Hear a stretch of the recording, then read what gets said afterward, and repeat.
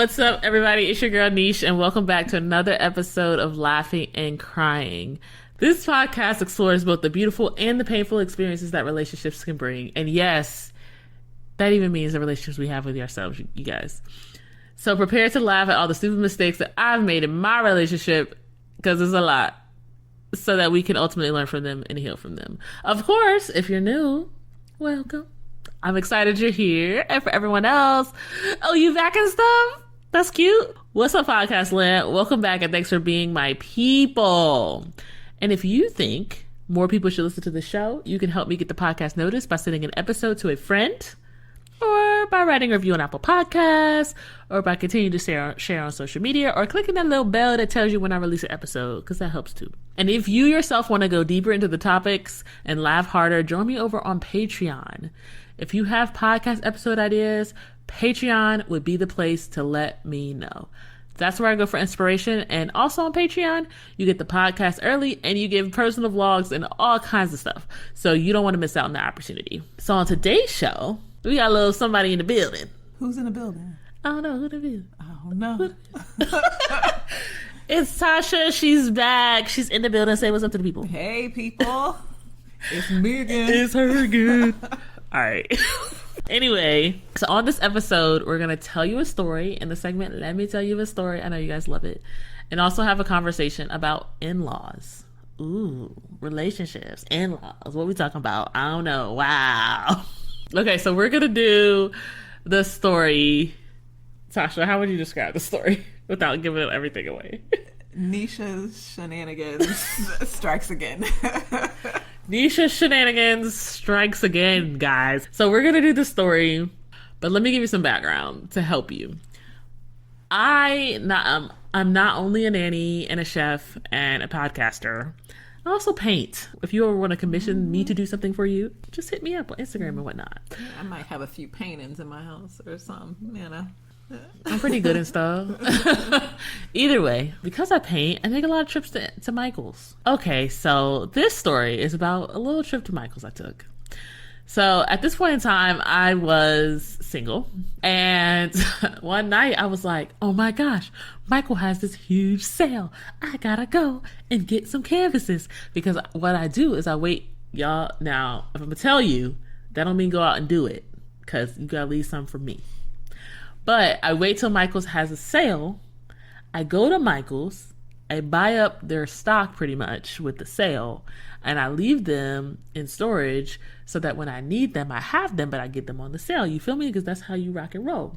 Anyway, so they had their huge, like 3 foot by 4 foot type canvases on sale. And I was like, I want to do this painting for my apartment. I have a vision. I need to go. So I go. I'm walking with this canvas, and I said 3 foot by 4 foot, guys. This is huge. Mm-hmm. So I'm walking with this canvas, and I can barely wrap my arms around it, right? And I'm like, going to the checkout, gonna buy this canvas.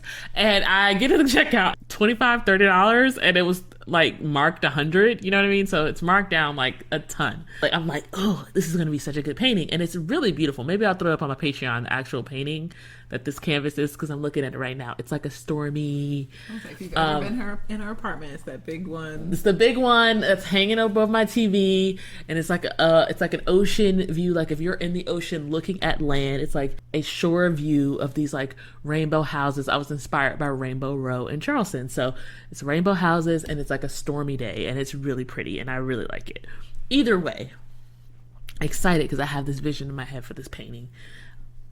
I check out, bought the painting, boom. At this time, it's important to note, I have a Toyota Corolla. Okay? I was gonna say, you're gonna have to tell about which car you had. Most people gonna think you had what you had. A Toyota Corolla.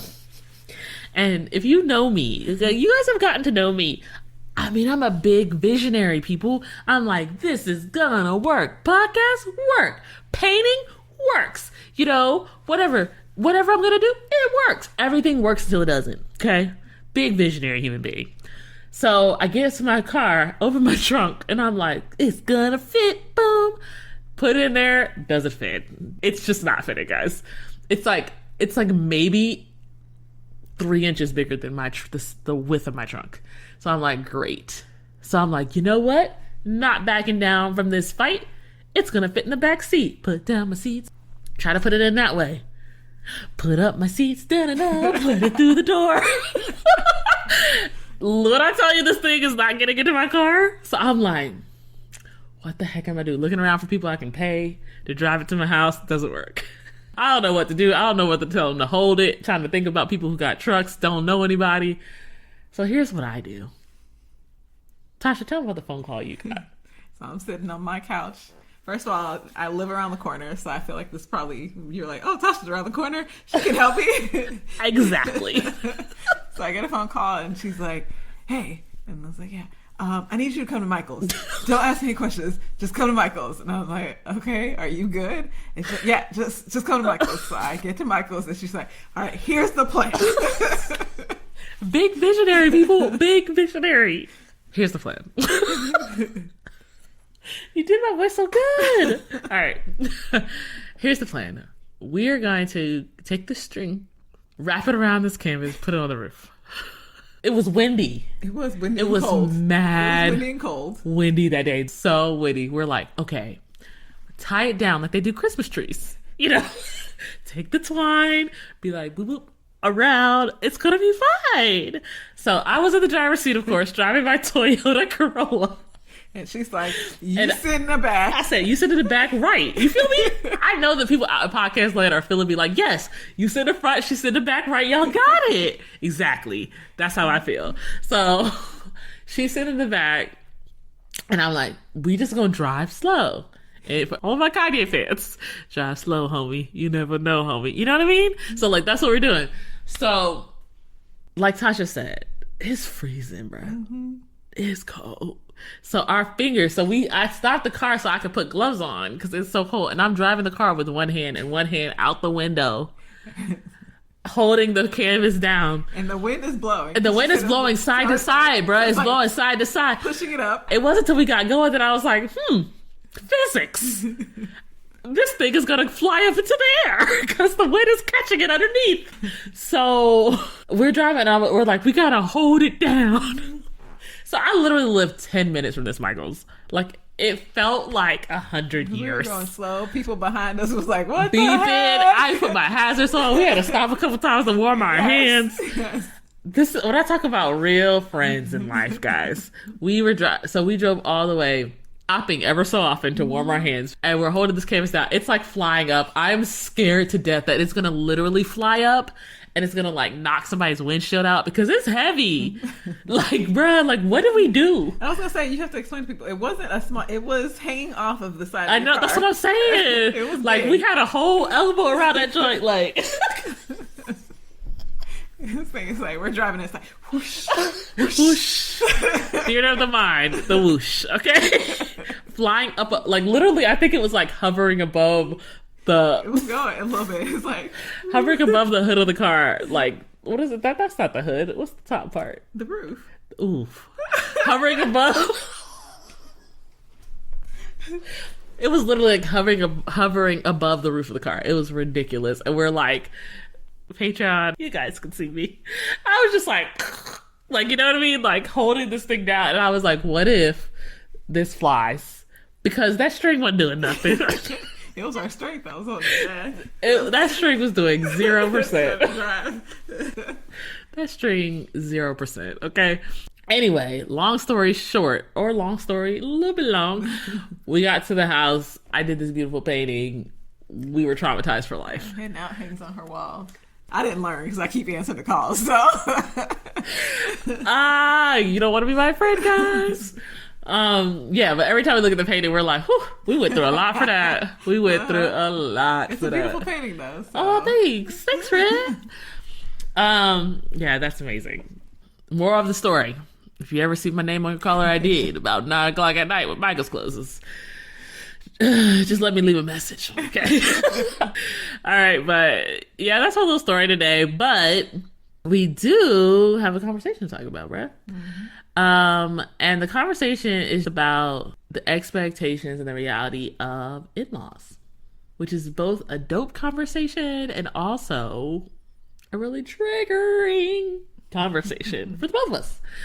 I understand that not everybody has in-laws, and not everybody has in-laws that they have complicated relationships with, but I just urge you just to listen with an open mind, and not to judge, but to really just like take in other people's experiences, because you never know how this information may help you in the future. So just keep an open mind, and if you don't want to keep an open mind, you don't have to listen. But I love you. Or maybe you need to ask yourself why you don't keep an open mind. Ooh, therapist Tasha's getting at you. So, okay, I'll give our background. I'm married. If you didn't know, if this is your first time listening to the show. Recently married, about 2.5 years. I was like, you can't say recent anymore. I can say recent. I'm a newlywed. Fairly recent. 2.5 years. About to be 3. Sorry, go ahead. I'm waiting for her to be on. Just waiting. Tasha is single. So you got anybody out there? I mean, just kidding. My friend. No, she's not. She's not kidding. So Tasha's single, but her brother is married. And so she came into the in-law game through watching her brother get married to a woman. And I came in the in-law game by getting married myself. Okay? So I guess I'll say, what were your expectations of you having a family join yours? Because you and your brother were close, right? Yeah. Or not we're still close. Okay. Like at the time, you and your brother were close. For the most part, yeah, we've always been close. I think once we got to know her, I thought it was gonna be like a fun thing where we all got along, we hung out, like, you know, we're all pretty close in age, so I thought it'd just be, you know, like another sister, essentially. Yeah. For a while, we called each other sisters, so it was dope. sister. So what was like your relationship with her before? We used to, I guess we chatted every once in a while. I know sometimes when I had questions, my brother would like point me back to her, so we would talk about like college stuff and like just college experiences and decisions and career choices and things like that. So I guess it was like an older sister a little bit for a little bit. Oh, because you don't have a sister older than you. No, the oldest. Gotcha. Did your brother like encourage it? I think it's what he Early desired. on. I think he desired for us all to be close and hang out, and for her to be like, "Oh, I'm going out with Tasha today, and we're gonna do this and whatnot." So I think he expected that. Yeah, it'd just be all copacetic and besties and yeah, don't it? So my expectations, I think, were very similar. Like I thought, so of course I was the new one coming into the situation, into Dre's family, and I thought that it was gonna be like, wow, I get a new family that lives closer, because my family is all spread out, like California and all kinds of stuff. So I didn't have any family where I live, and so I thought, wow, this is gonna be really cool. Like we could do family outings. Dre had always talked about his family being super close with each other, so I was like, super cool. I don't think I ever anticipated there ever being any roadblocks to that. Mm-hmm. And so he has a sister that he's close with. Mm-hmm. So it's kind of very similar, only we're on opposite sides, and a brother as well. And, you know, like early on, we were cool. Like you said, like we would talk about stuff here and there. We didn't actually build a really like strong or foundational relationship yet, but it was very much so like we vibed, we got along. There was nothing really. No red flags. Yeah. Would say. No red flags. So, what was the reality for you? We don't have that. What's that? We don't have a close relationship. Yeah. We have conversations when it relates to my nieces and nephews, as far as like picking them up, taking them, you know, wherever I'm taking them. Like big events like Christmas, Thanksgiving, we talk about details when it comes to that. Yeah. Christmas gifts, things like that. But it's very, I guess, transactional. Wow. Yeah, that's a good word. Mm-hmm. I feel you on that one. Mm-hmm. Yeah. What do you think? It doesn't even have to be specifically to you, but like, what do you think is that about? You know, because there are some of those weird families that do just like mesh and get along and then everything is great. But like, what is it about family coming together in that way that it doesn't, like, people don't want to gel? Or do you even think that's what it's about? I don't know if it's that they don't want to gel. I think it's just things happen. And I think there are some, I think when you grow up with someone or a unit that you're more forgiving, more willing to look past people's flaws and kind of say, a good point. This is who this person is. Right. Whereas you get a new person in, you don't have to necessarily don't have that deal with goodwill. that. Yeah. You have no obligation other than if you need to just talk about the specific things. That's all we will talk about. We don't need anything else outside of that. Yeah. And I know for me, it was just, it started off great, and then we had an incident, and the incident kind of then shaped the relationship after that, and we just never recovered. Was the incident like intentional? Like, what was it about? I don't think the incident was intentional on her part. I think the incident was, we grew up very differently. Yeah. And at the time when my brother and my sister-in-law were dating, they lived in Charlotte. I guess people in podcast land might not know you're in Charlotte. Yes, I am in Charlotte. So I am in Charlotte now. But previously they were living in Charlotte. I was living in Florida. And so we would come during Christmas and during the summer to visit. And at times we'd visit for like a week at a time. I'm Haitian. My family is from Haiti, so we host people. And when we host people, there are standard... Big pots of rice, guys. Big pots of rice. What you're not going to do is try my people. And we might have rice. This may be true. It might be a myth. I don't know. Lord. My mom was calling me. She heard us. Right. And so we have very high expectations. It was like, this is how you host someone. This is what you do. This is what you don't do. And my sister-in-law is very much like, she has her own anxieties. And it comes from a scarcity mindset more so. Right. And so when we got there, it was just very much like, take care of yourself. And then during dinner, I'll eat together. But here's your plate of food. Outside of that, like, there is something else, you figure it all out. And so that became an issue because it was like, we're eating at 5:00, but we're young adults at this point, so we're not going to bed till like midnight, 1 a.m. Right. We're starving. So basically, you came from a family that was like, we're gonna make more than enough, so everybody can have their fill, because that was culturally what you did. And she came from, like I said, a scarcity where it's like, we just have enough, and so I'm just gonna give you enough. And you should be happy about that, because that's what we were happy about. Right. Or not even just like you should be happy about it. Like, it's very much portioned. Like, yeah. This is, like, this is your portion. This has to stretch. Just eat it and be okay. Yeah. And that should be okay, because that's a normal portion for an adult. And it's like, but today I only ate breakfast, so I need a little bit more. I'm gonna ignore your rice comment. Need some more rice on this plate. So that was an issue, because then we would order food late at night, and even if we tell someone like, don't knock on the door, they would knock on the door, and my niece and nephew was there. So then it was like, the dog is barking, so she's upset about that. But it's like, hey, you also don't have food and we're hungry, so what are we supposed to do? And then it was just like, oh, you can't do these things because everyone has to do it as a family. And it's like, well, but like, the kids can't go to a gun range, so what are we supposed to do? Are we not supposed to go as a sibling unit to a gun range because like you want, so it was just a lot of like control. Yeah. And so that turned into a big, huge argument.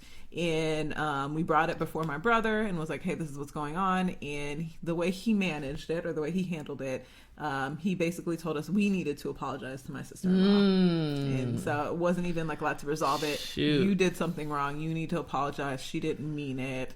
And then it was just like defense towards my sister-in-law. Let's stop there. How did that feel?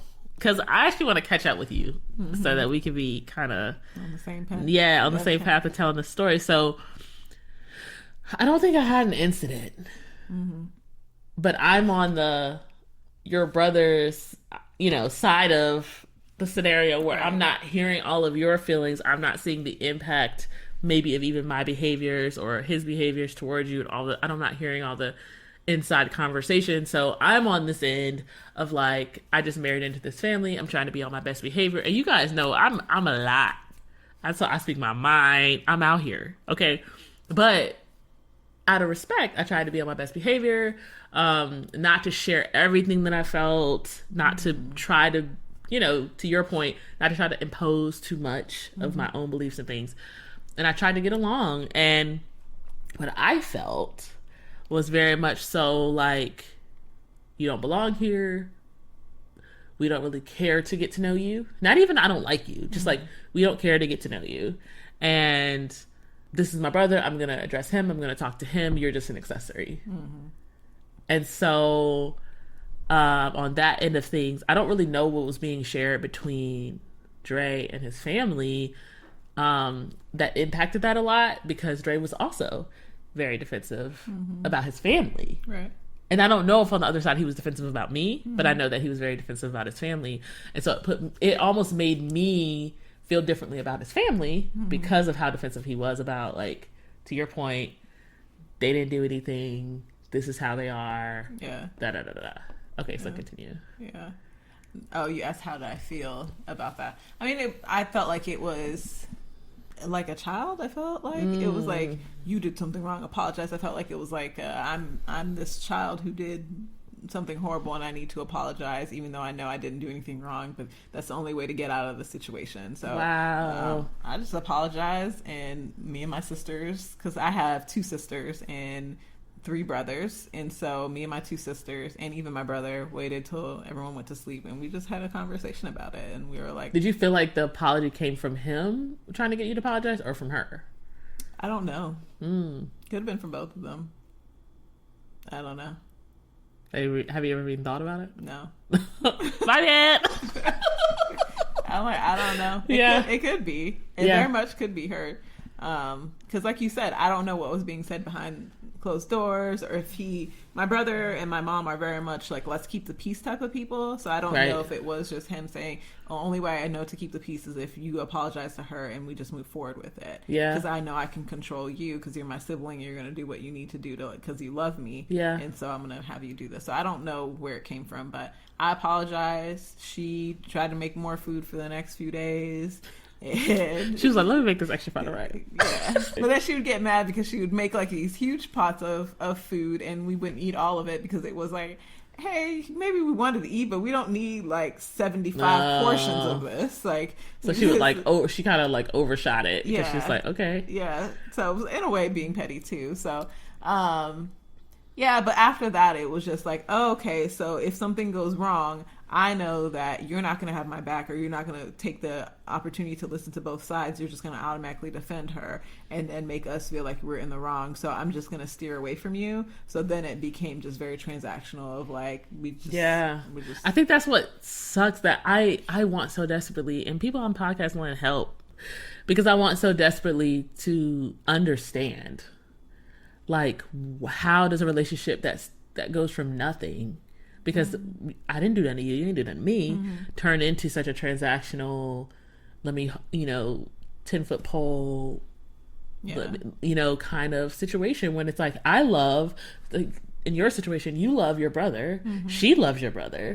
Why is it that we can't have a relationship? And it'd be one thing if you didn't actually get along. It's a whole nother thing when it's like, you're choosing not to get along. And for me, I'm like, it's the same way. I'm like, I love Dre deeply. They love Dre deeply. Why is it that you don't have the same care and concern for the person that loves the person you love?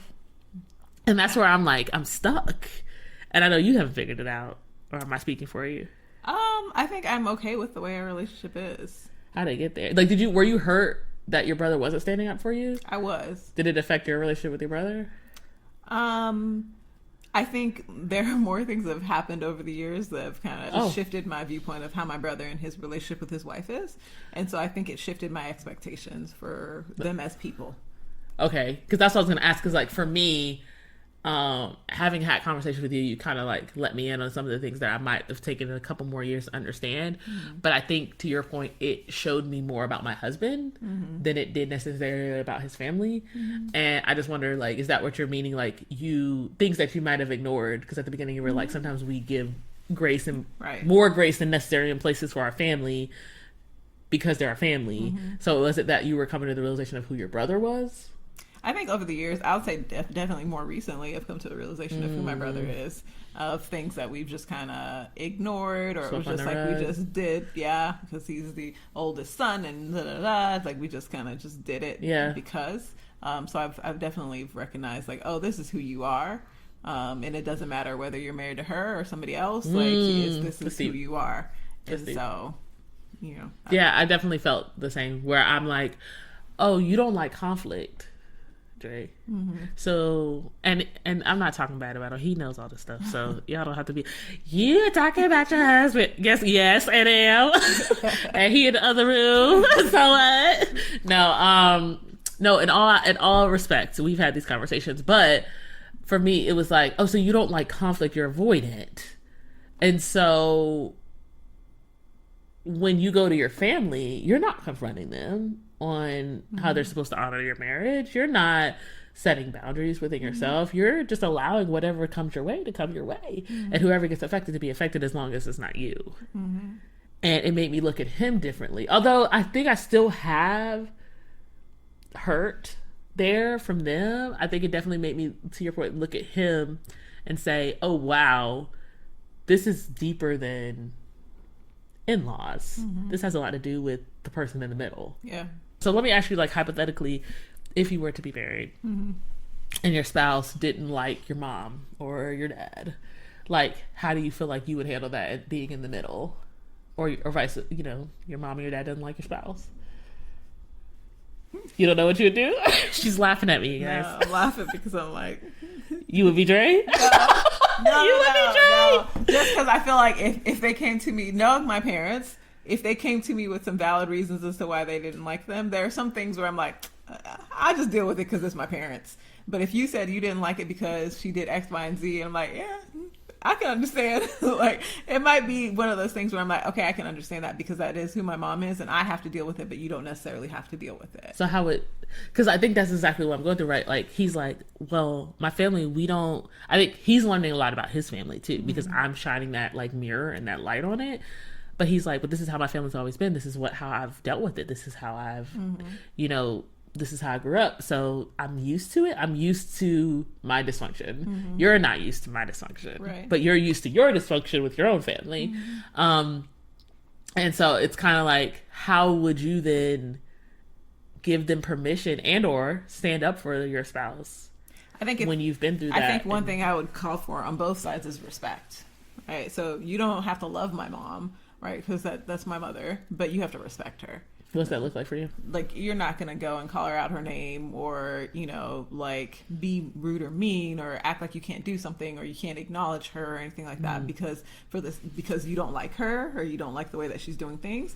But that doesn't mean we can't have boundaries. We can definitely have boundaries. But okay, so this is where I get caught up too. It's like the boundaries in marriage is where it's like, well, when there's these extracurricular things to do where it's not a birthday and it's not a marriage and they're like, let's just go hang out, and your husband's like, I don't want to hang out because I don't like her. Like, what do you, I think I think it would depend on the situation, because I feel like you can't, I would think it would be inappropriate just to come around for the 4 holidays a year and then just to say, like, oh, I'm here, because I'm like, I would still want you to come and hang out for a little bit. Maybe it would be like we drive separately and you hang out for an hour because we know mom's going to ask you to do X, Y, and Z, and you only want to do X. Okay, you come do X, hang out, say you did it, and then you can go home and I'll do the rest and I'll hang out the rest of the time. So I feel like that maybe is where we compromise, where you don't have to sacrifice your whole day, especially since, you know, and then there goes the other side where it's like, if my mom is disrespecting him and you're saying you don't want to come hang out, okay, you don't need to come hang out. She's not respecting you, so therefore you don't need to overextend yourself. No, this is like high key helping me, because I think about, you know, in that scenario that you were just talking about, I wonder, because in certain scenarios, I'm like, when I feel disrespected in those scenarios and Dre goes without me, there's also a feeling of like, you're choosing them, people who are because to me they're people, right? To you they're family. So like, to me, I'm like, if there was ever in any other scenario somebody who was disrespecting me or not honoring me, and you said, okay, you stay here, I'm gonna go hang out with them, though, how that would make the other person feel. I can see that. And how even, and I could be completely wrong, I'm okay being like 100% wrong, but even the idea of you going without that person, how that looks to what that translates to the family of like, oh, well, Tasha clearly doesn't have a problem with it.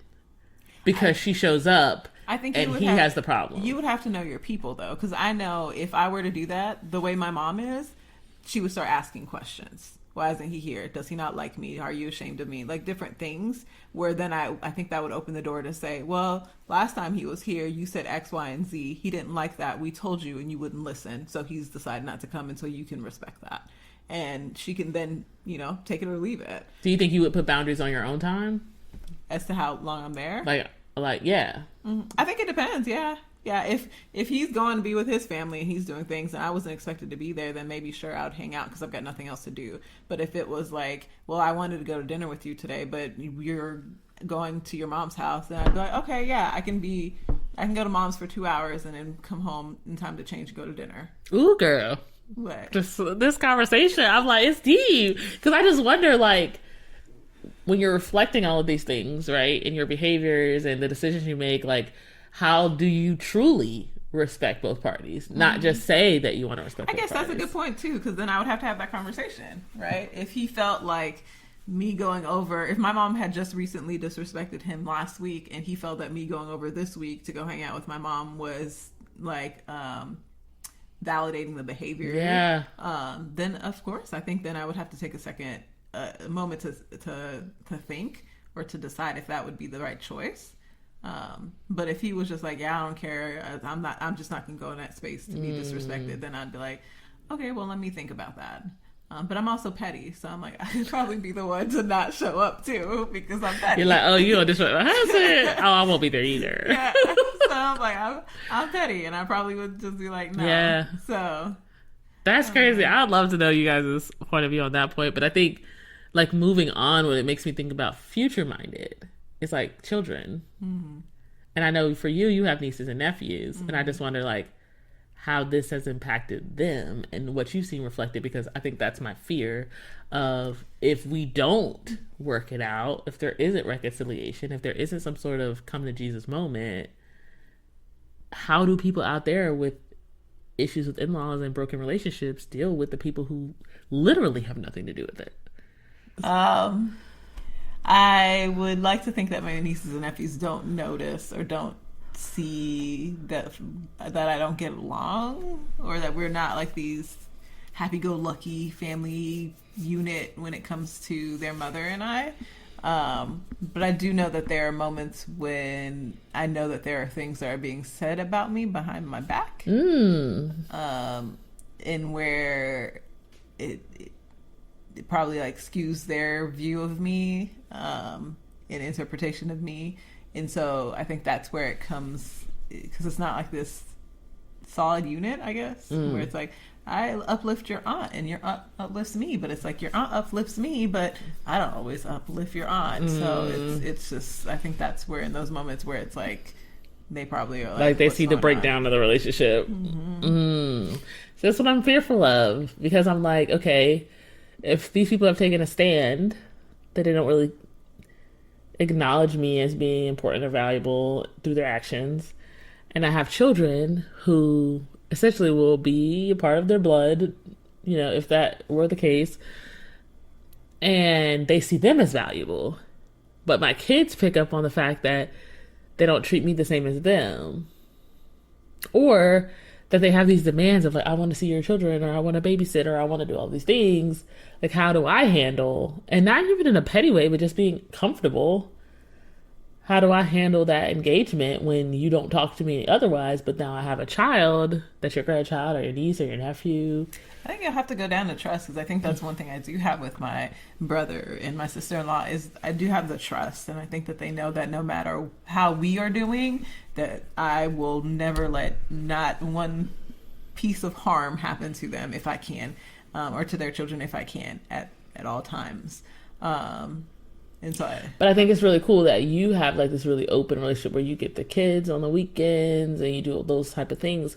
And I just don't know on my end if you'd be able to get to that. If I'd be, like, how do I, like, for instance, you get married, hypothetically, your husband's family doesn't care for you, they don't treat you well, but then you hand your kids over to them and say, hey, okay, I guess you're calling me now. I guess you're pleasant to me now. Again, like I said, I would have to build the trust of like saying, I've seen you, the way you interact with my kids in front of me. I've seen the way that you interact with my kids when you think I'm not looking, and to know that like no matter what, you would take care of them. That despite how So we're it's feeling, petty of me to not want to like let go. I don't know if it's petty of you. I think it's just you haven't had the trust. There's no trust there. I just don't know I could trust somebody that treats me poorly, so that I know that you're capable of that, but then claim to treat my children well. That's hard for me to see that like contradiction in one person and be like, oh, I trust you. I think the contradiction is that because you're trusting that they will treat their blood well, and you see that they're treating your husband well because that's their blood. Well, that's still debatable. I think he's just used to this dysfunction. I don't think that it's necessarily being treated well. I think more so where maybe you would have some issues is in the boundary setting. Say more there. Because there are some boundaries that my brother and my sister-in-law have set that I might not have agreed with, but I'm like, these are your children, so I have to abide by them, right? See, that's what's hard for me too. It's like, hey, if you don't respect me, you don't necessarily respect the things that I say, and I ask of something, because that's what's happened in my marriage, where I've asked something of them, they don't respect it, and they do it anyway. And so I'm like, how do I trust then? Like, if I give you my kids and I say something, and you I think that's where the problem would be. They would have to earn the respect. Yeah, because that would be the problem. Because I know if I did something where it was so out of line that I probably would not be able to get to see the kids again, or I wouldn't get to take them out anymore. And to me, losing that I'm more fearful of losing that than just maybe not doing this one little thing just because I thought it was right. It was just like when at one point, they wouldn't let the kids watch more than 2 hours of TV, and they could only eat home cooked meals. And I didn't agree with any of that, but I was like, for the sake of like, just like, this is how you do it at home, and this is what your parents are expecting that I do it within my home, I'm gonna do it. Yeah. And so when you're at my house, we won't turn on the TV despite 2 hours. So when you go home and they ask you how much TV time you watch, you can say, hey, we watched 2 movies and that's it. You know, like that's all they got. Right. Or like, auntie cooked this and this, so you know she cooked at home, and you don't have to worry about like they had like horrible foods or anything like that. But I think over the time in building the trust is maybe where now they're like, hey, we might not be on good terms, and there are times where me and my brother have not been on great terms, and I've just been like, hey, here to get your kids. Do you feel like your brother backs his wife? 100%. It's so all the tough. Times. All the times, whether she's right or wrong. Do you feel like that's the way to go? I think that's where I feel now in singleness, I don't agree with it, but in marriage, I don't know how I would feel. Yeah, I think that's when I run into trouble too. It's like, I think that's where Dre and I struggled, is that he would back his family and not me. Yeah. And so I think that united front, although like to your point, you see it in singleness as like, you're my brother though, in a marriage context. I don't even think it's just like you're my brother. I think it's the you're not right, willing to call calling someone out when they're wrong. Because I'm like, I understand that I might say something where you might be like, this is my wife, I don't care, I'm gonna back my wife up. But there's also like, if she murders someone, like, you need to call that out. Not murder. How do we get to murder? Sometimes you gotta use extremes. But if she murders somebody and you sit there, you saw her with a knife, and she like, I didn't do it. I mean, like, there's a reason why you can't testify against your spouse. There is. But I think that's where it's like, okay, are we not gonna like acknowledge the truth, or are we just gonna pretend and stand behind her? Like, yeah, that's where it's like, okay, there is right or wrong in some places, and there's gray where it's like, okay, like, it would be nice for you to be on my side, but I also understand, you know, that's your wife. At the end of the day, you gotta lay next to her. So I think I understand your point of like, okay, at the end of the day, wrong is wrong, right is right. But I do think there is something there to say, like, in a marriage context, like, back up your spouse, man. Like, you leave your family to be with your spouse that is your family. And I know that that's hard for families to absorb, because it's like, for so long you were this pod, and now all of a sudden there's this new person, this new human that's influencing all of these things, and it's like, all you want to do is be like, no, you were here, you're with us.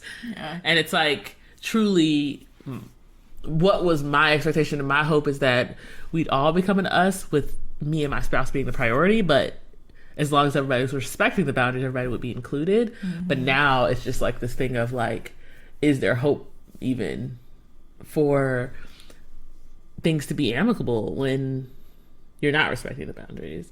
And that pressure, I think I would love to just talk to someone who is in the middle of a type of situation like that, like to be able to talk to your brother or even be able to talk to Dre about what it feels like to know like I'm really close to my sister or my brother, and this is my spouse, and they're at odds. How do I deal?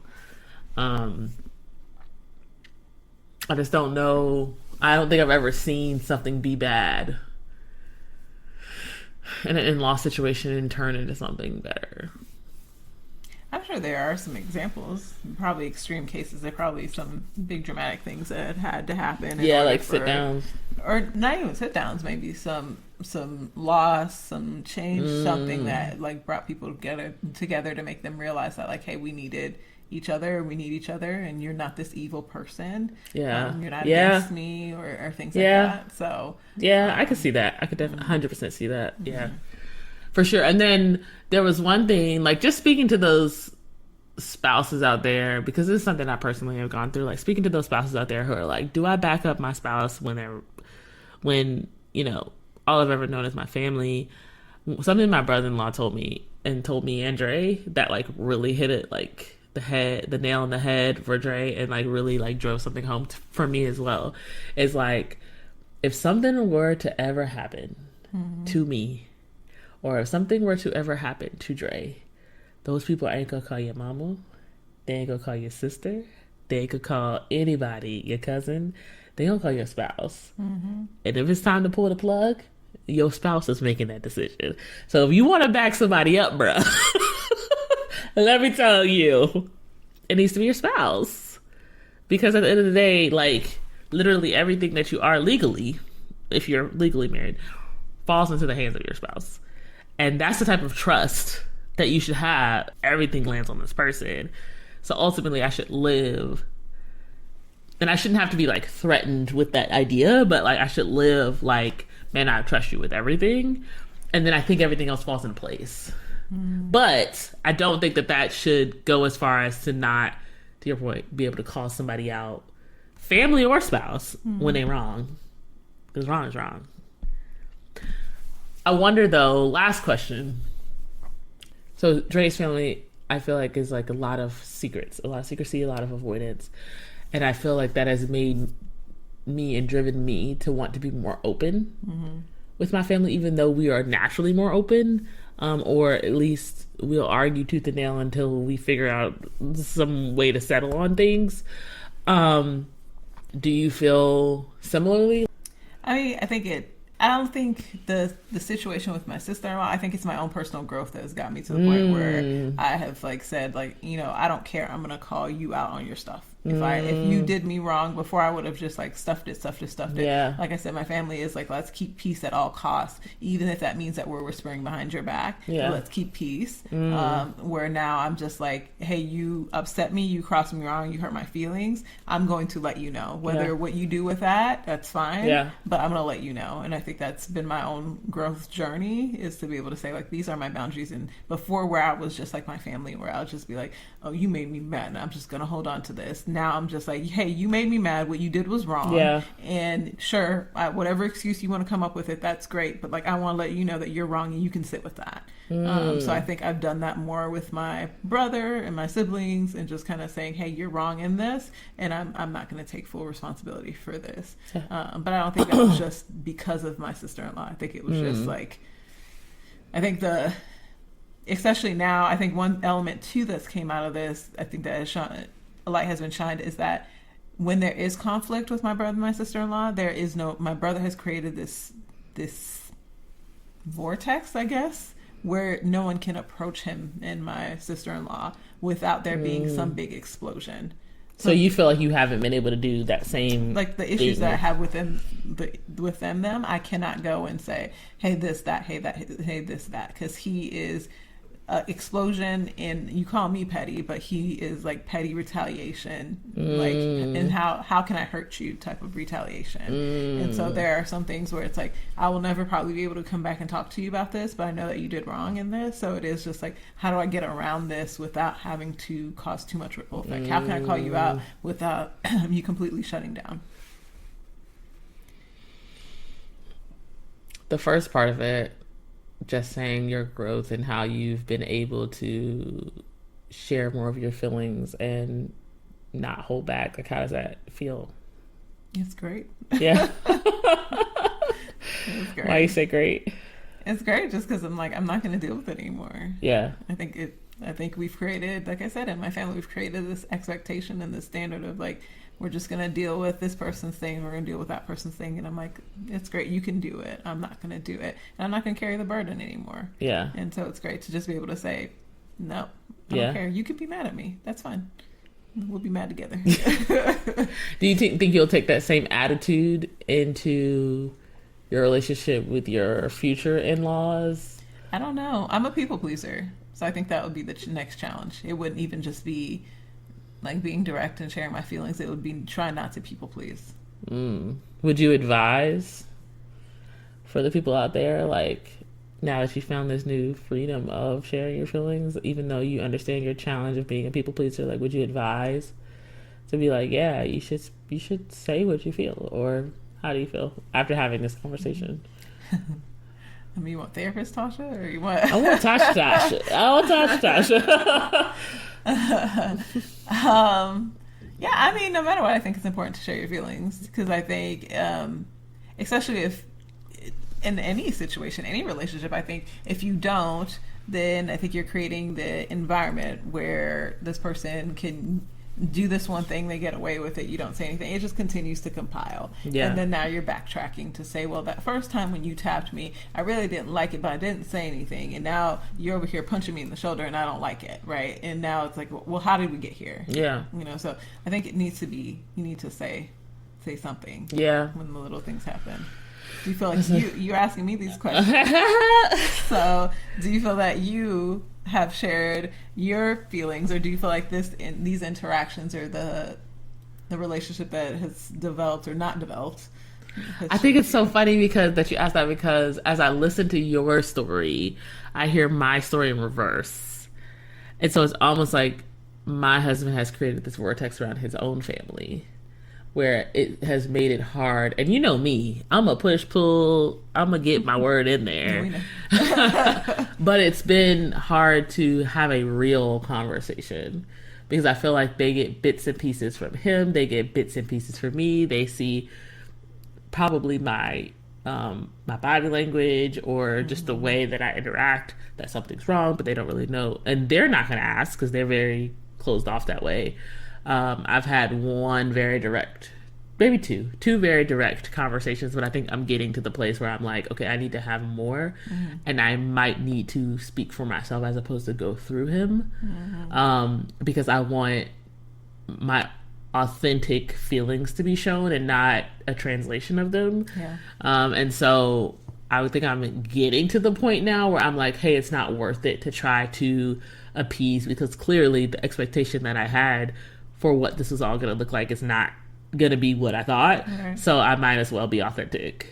Okay. So you're like, I'm not losing anything either way. Yeah, but I think before I was losing myself. Okay. And I'm like, at this point, I don't want to lose myself. Yeah. Yeah. Even if it means losing them. Yeah, that's big. Yeah, that's huge. I know I lied before I said one more question, but I have another one. And I guess I kind of just answered it for me, but I guess for you, I'm asking, what would cause you to get to the point where you like cut off that relationship with in-laws, no matter the impact of? Wait, are you talking about like future wise, or with your current or family? Future?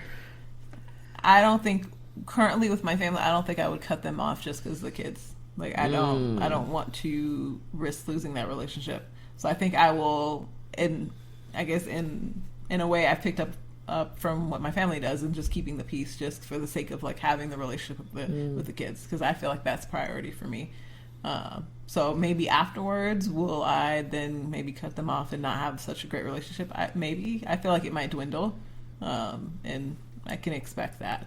I think in the future with whoever I marry, if we've had continuous conversations, I can say like I've exhausted all options. Yeah. Then I will just have to say this is what it is going to be.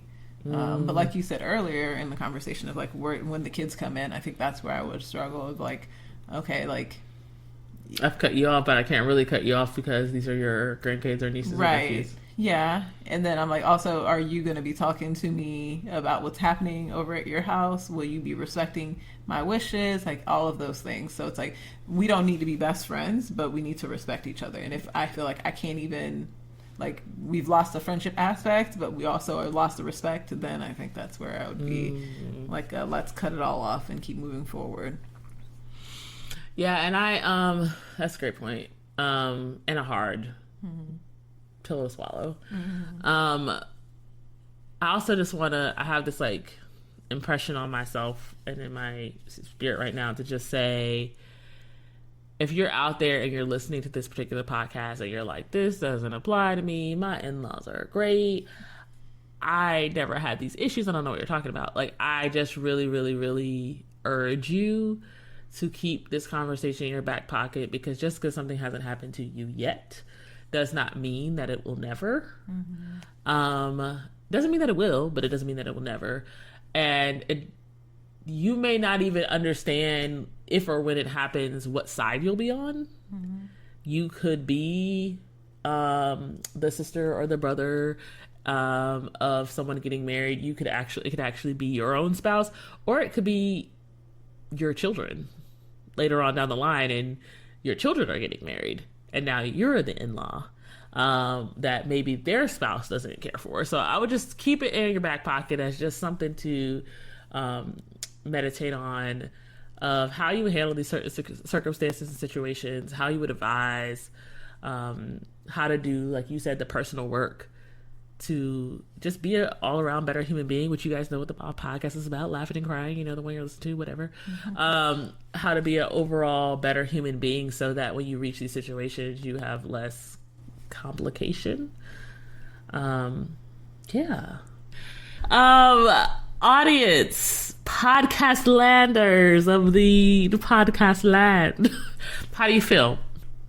I know that for this particular conversation and topic, it was triggering for me, and I'm sure for Tasha as well. Can I get an amen? And so if it was triggering for you, you are with good company. Okay. Relationships are tricky, but I hope you had something to take away from this conversation, and I hope you laughed, and I hope if you cried with a friend. Make no mistake, I would love to hear what you love most about this podcast episode. And if there's a topic that you're like, Nisha, you gotta talk about this, you want to hear this, I'm here for that. Hit me up on Instagram, where I'm most active at Unleash the Niche. That's Unleash THA Niche. And you can also find me on any other platform, also at Unleash the Niche.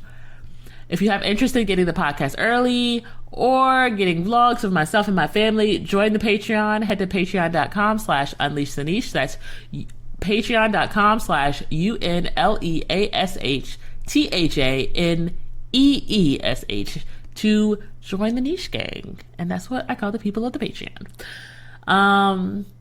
Tasha, thank you for joining us and having this really long and hard and complicated conversation. Thank you for having me, question mark. I appreciate your vulnerability always, and especially today.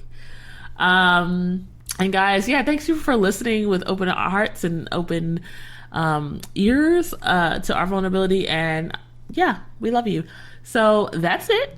I loved hanging out with you, and maybe we can, I don't know, impact the world or something. Maybe. I'll leave you with that. Bye.